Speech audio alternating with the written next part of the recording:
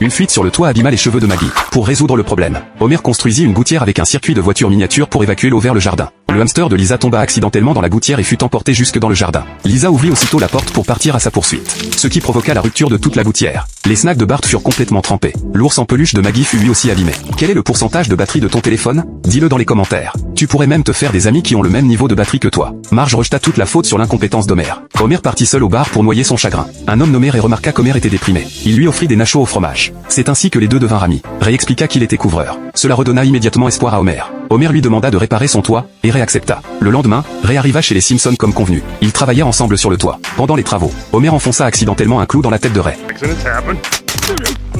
Puis il retira le clou de sa tête.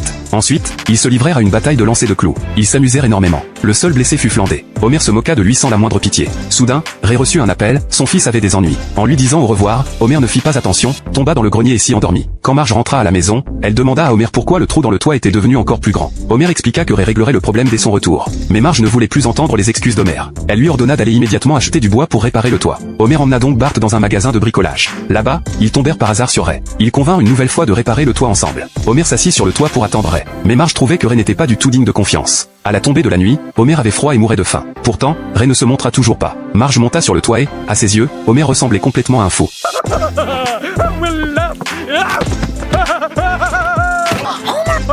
Elle le fit interner dans un hôpital psychiatrique. Homer voulut quitter l'hôpital, mais le médecin exigea qu'il reconnaisse que Ray n'était qu'un personnage imaginaire. Homer répliqua aussitôt que Bart l'avait vu lui aussi. Mais Bart le nia. Homer était totalement déconcerté. Au moment où il était sur le point de céder, soudain,